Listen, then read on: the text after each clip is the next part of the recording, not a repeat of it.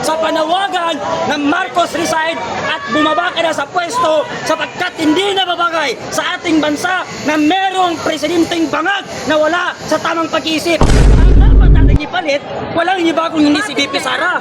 Automatic yan, si VP Sara ang pumapalit sa kanya. Kung gusto mo makipag-usap, John B. Crimulian ang harapan sa taong bayan, bumaba ka dyan sa pwesto at explain mo sa taong bayan na ang amo mong bangag ay hindi bangag at hindi maniniwala ang taong bayan dyan, John B. Crimulian. Kung hindi siya magpapadrug test, kailangan yung magpadrug test. Hindi lang ang amo mo kung hindi pati ikaw. Pumuputi na ang buhok mo, wala ka pa ring utak.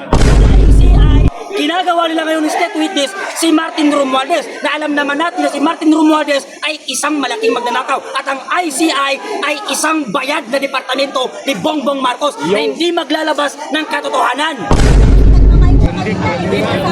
Hindi ako pwede makipag-usap sa isang tuta na ulol. Hindi siya bumababa. Kung gusto niya makipag-usap, dito siya bumaba. Kung gusto niya magsutukan pa.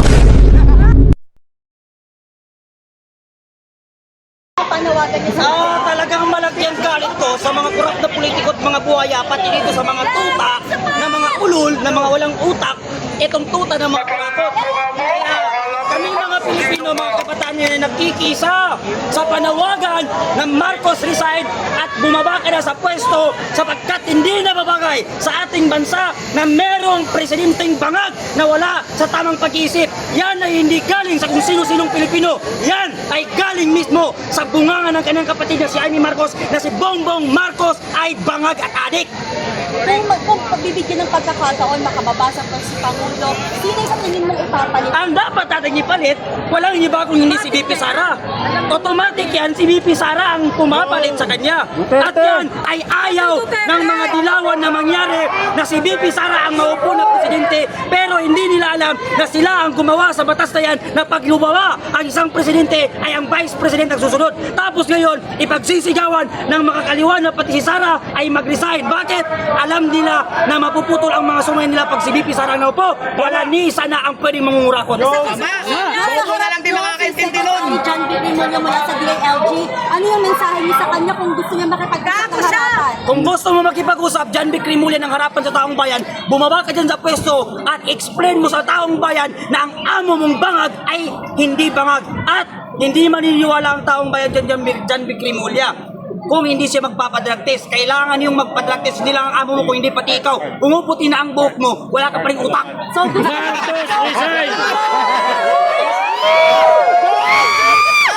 niyong sundin yung sinasabi ni Senator Amy Marcos na magkakonisin Yes. si Pangulo kasi. Kung gusto nila na ang taong bayan ay maniwala pa sa kanila, kailangan nilang gawin yon para maipakita taong bayan totoo na ang binibintang sa kanila ay hindi totoo. Nagsasagawa na yung ICI ng investigasyon sa mga anumang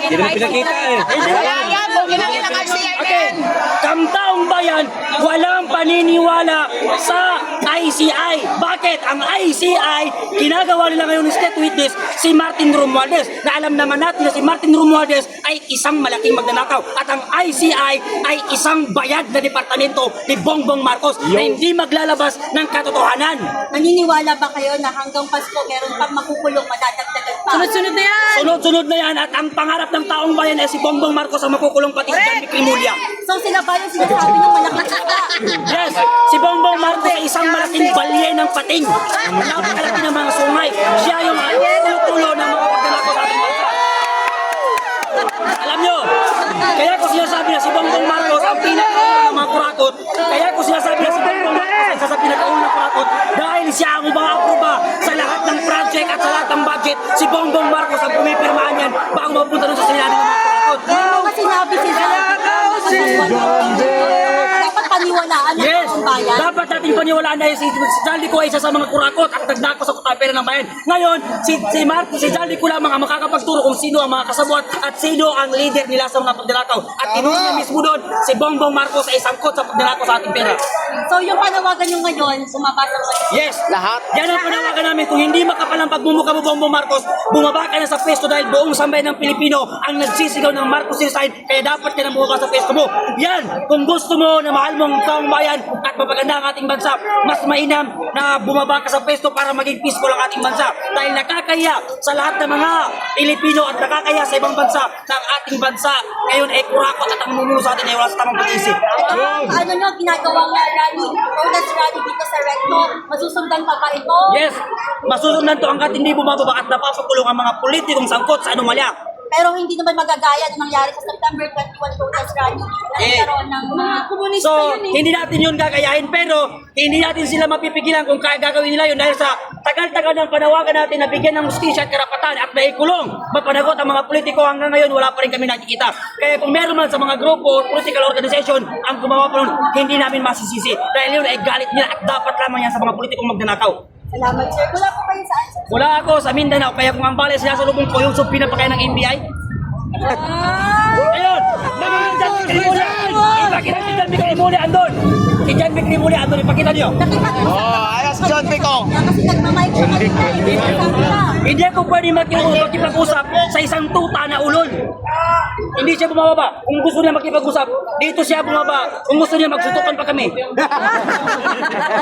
Yan ang Mindanao. Yan. Salamat po. Salamat. Maraming salamat. Malaman. Maraming salamat. Mabuhay tayo mga Pilipino! Maraming salamat. Mamatay si John Picong.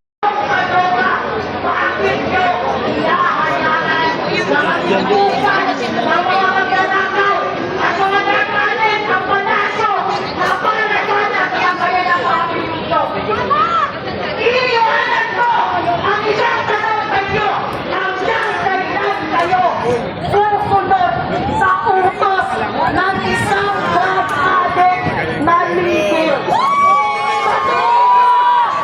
May silbi at may valyo ang paninindigan at pagsisilbi nyo kung ang sinusunod nyo ay demonyo, masamataw, long-term drug user. Presidente, gusto nyo?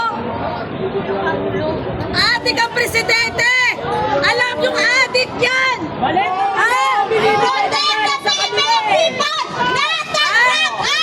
Saan? Saan ang sinumpahan nyo, mga Protect the Filipino people! Protect the women!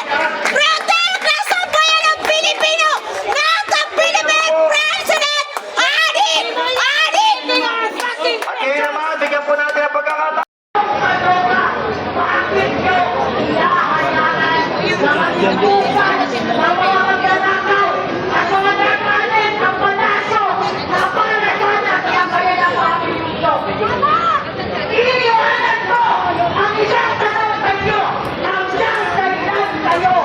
Susunod sa utos ng isang drug addict na leader.